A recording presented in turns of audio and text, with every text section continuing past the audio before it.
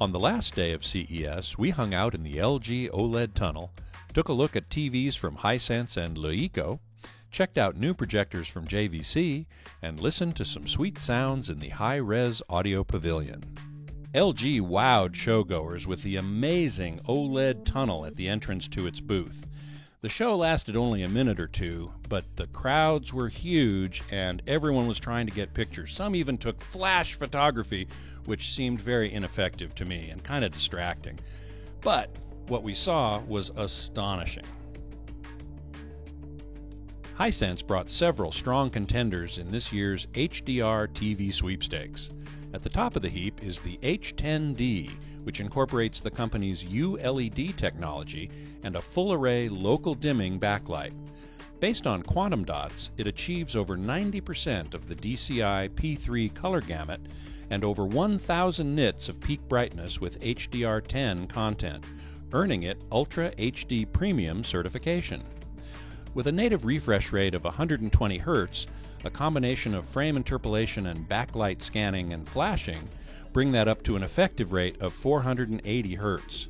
This beauty is available in 70-inch and 75-inch screen sizes for $34.99 and $59.99 respectively.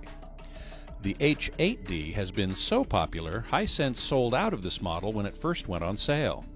New this year are two larger sizes, 65-inch and 86-inch, along with the previous 50-inch and 55-inch versions. It does not use ULED technology, and the native and effective refresh rates are 60 and 120 Hz respectively. But it does offer fold backlighting and HDR10 compatibility.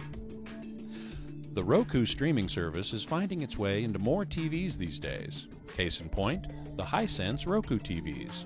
The R8 is a 75-inch powerhouse with a full-array local dimming backlight, and it provides HDR10 and Dolby Vision capabilities with a native refresh rate of 120 Hz and an effective rate of 240 Hz.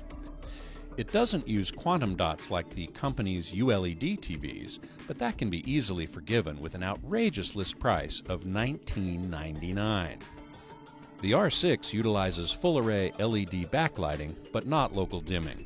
Also, it offers HDR10 only, and it has a native refresh rate of 60 Hz. Like its step-up sibling, it offers DBX sound. Chinese giant LeEco introduced several new televisions last fall, but this is the first chance we've had to see them in the flesh, so to speak. Of most interest to AVS Forum members is the UMAX 85, an 85-inch full-array local dimming LED LCD TV with 448 local dimming zones. Of course, it provides 4K or UHD resolution, and it's capable of displaying HDR using HDR10 and Dolby Vision. Perhaps most amazing is the price, $5,000 for an 85-inch fold TV with HDR10 and Dolby Vision. The company often offers this TV and others on sale at its Le Mall website, and in the first flash sale, when it first went on sale for $1,000 off, it sold out in 10 seconds. Quite amazing.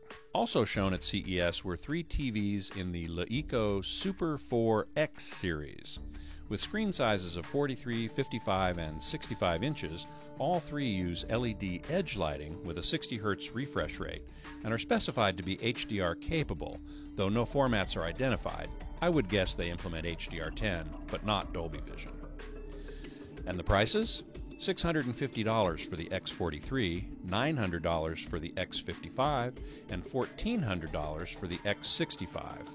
You can often save a little money on these as well at lemall.com. Also in the booth at CES was the UMAX 85Q, which is identical to the UMAX 85, except that it uses quantum dots as part of the backlight to achieve 90% of the BT 2020 color gamut, which is pretty remarkable. Otherwise, it's exactly the same. There was a prototype in the LeEco booth, the U65, which is edge-lit, allowing it to be super slim, and the speaker is placed outside in a separate soundbar with a subwoofer. It's actually going to be bezel-less, and with quantum dot technology, it will achieve close to 90% of BT 2020. It will also implement HDR10, but not Dolby Vision. One cool demo in the LeEco booth was a side-by-side, or rather over-under, showing the effect of quantum dots on wide color gamut. Both of these are X55 TVs, one of which has quantum dots, the other does not. And as you can see, the one with quantum dots has much richer color and a wider color gamut, a wider range of colors, which allows it to be much more impressive. Most new projectors are introduced at CEDIA, so I was surprised to find 3 new JVC projectors at CES this year. As you may know, JVC markets its projectors under 2 banners, the Reference Series for direct consumer purchase and Procision through installers. And the model numbers are different in each case, even though the corresponding models perform identically. All 3 of the new projectors use JVC's 4K eShift technology, in which the pixels generated by 1080p imagers are rapidly shifted diagonally between 2 positions to simulate 4K resolution. And like last year's models, the new units can reproduce HDR images from HDR10 signals, with the added bonus of automatically switching to HDR mode when HDR metadata is detected. Also new this year is support for HLG, hybrid log gamma, high dynamic range, and a low latency mode for gaming that reduces the latency from 7 to 2 frames. At the entry level, the DLA X570R, or RS420, has a peak light output of 1800 lumens and a 40,000 to 1 native contrast ratio. Next up the food chain is the DLA X770R, or RS520, with a peak light output of 1900 lumens and a native contrast ratio of 130,000 to 1, and it's THX 3D certified. At the top of the heap is the DLA X970R, or RS620, with 2000 lumens of peak light output and 160,000 to 1 native contrast ratio. And of course, it also has THX 3D certification. For the first time this year, the Digital Entertainment Group sponsored a high-resolution audio pavilion. MQA encoding was featured prominently because of its ability to reduce the bandwidth requirements of high-res audio without losing any quality. Several streaming services, including Tidal, Pandora, and Napster, announced plans to stream high-res audio using MQA, as did HD Tracks, which has offered only downloads up to now. The concept of streaming high-res audio is represented by the slogan, "Stream the Studio," meaning that you can now stream audio exactly as the artists and recording engineers heard it in the studio.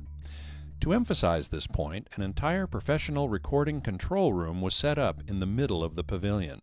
The system included an Avid S6 console, PMC monitors, a variety of analog processors, and a Pro Tools HD rig playing audio at 192 kHz and 24 bits. As one engineer told me, "You're hearing what we hear." We listened to several tracks, all of which sounded sublime. Some may argue about the need for high-res audio, but it was some of the best sound I heard at CES. For much more from CES, be sure to subscribe to our YouTube channel and visit us at avsforum.com.